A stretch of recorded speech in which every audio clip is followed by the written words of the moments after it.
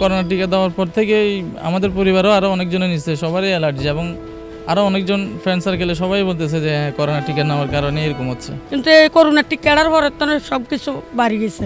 আমার মনে হচ্ছে কি তেলে ডিস্টার্ব। এখন পর্যন্ত আমরা কোনো এভিডেন্স পাইনি, প্রমাণ পাইনি যে স্কেবিস বা দাউদ কোভিডের ভ্যাকসিনের কারণে বাড়ছে।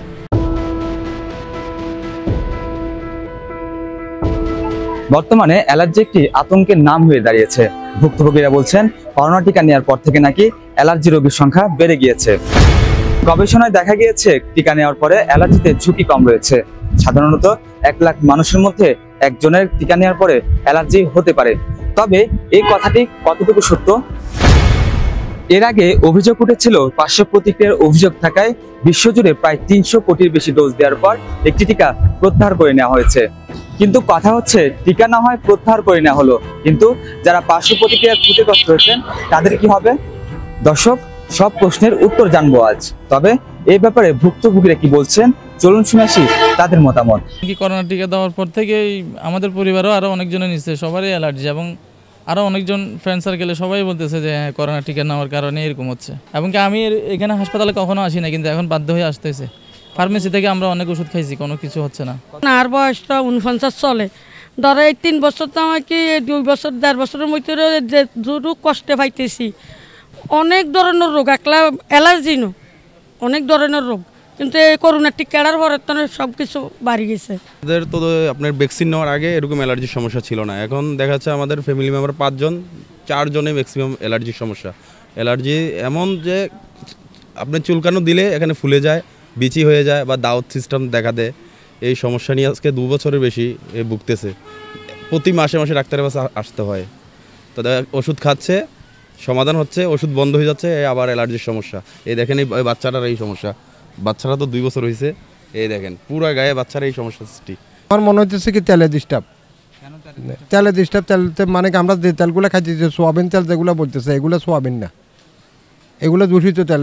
এগুলো এমনি গোটা তেল। এগুলো গোটা তেলের থেকে আমরা খাই এই সমস্যাগুলো, রক্ত সমস্যাগুলো, মানে কি বিসি ফেচরা, এটা হইতেছে। এটা হয়ে থাকে মানুষের চলাফেরার জন্য। মানুষের চলাফেরা যদি ঠিকমতো না করে তাহলে অবশ্যই এটা মানুষ নিজেই দায়ী হবে।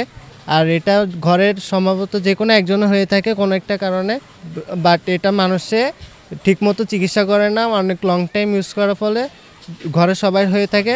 আমি নিজেও দিছি, করোনার টিকা দিছি। 3টা টিকায় আমি করছি, অর্থাৎ যে কটা টিকা আমার দেওয়ার ছিল, প্রয়োজন ছিল, সব কটা টিকায় আমি দিছি করোনার। কিন্তু আমার তো ওই ধরনের কোনো অ্যালার্জি হয় নাই। হয়তো এটা তাদের অন্য কোনো একটা কারণে হইতে পারে। শরীরে কোথাও একটা ফুরি উঠে নাই।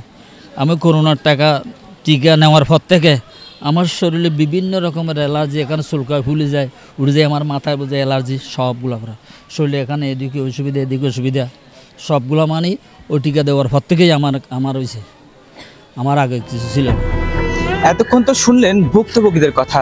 কেউ কেউ বলছেন করোনার টিকার কারণে মূলত হচ্ছে এই অ্যালার্জি, আবার কেউ কেউ বলছেন আমাদের খাবার তেলে রয়েছে অনেক সমস্যা। তবে এই ব্যাপারে চিকিৎসকরা কি বলছেন চলুন শুনে আসি তাদের মতামত।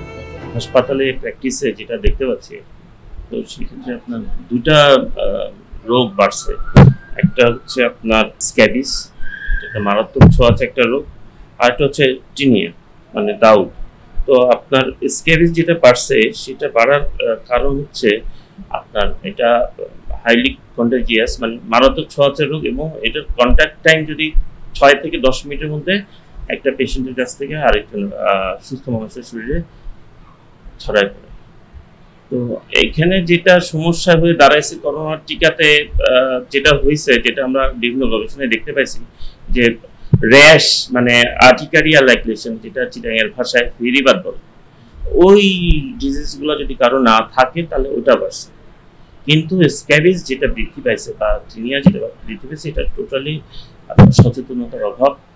এটা আসলে আমরাও চেষ্টা করতেছি সচেতনতা বৃদ্ধির জন্য। মানুষের মধ্যে যদি সচেতনতা না আসে, আপনি কোনোভাবেই আসলে নিয়ন্ত্রণ করতে পারবেন না। তো ওইটা ভ্যাকসিনের কারণে আপনার কোনোভাবেই আপনার এইসব স্ক্যাবিস বা দাউদ, এখন পর্যন্ত আমরা কোনো এভিডেন্স পাইনি, প্রমাণ পাইনি যে স্ক্যাবিস বা দাউদ কোভিডের ভ্যাকসিনের কারণে বাড়ছে। কোভিডের ভ্যাকসিনের কারণে যেটা বাড়ছে, এই ফেরিবাদ যেটা বললাম, আর্টিকারিয়া, ওইটা বাড়ছে।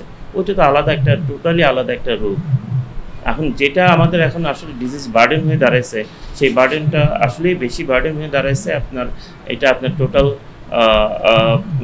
শুধু আমাদের এখানে না, আমরা যেহেতু চর্মরোগে বিশেষায়িত, শুধু আমাদের এখানে, এটা পুরো বাংলাদেশেই স্কেচটা আসলে বৃদ্ধি পাইছে।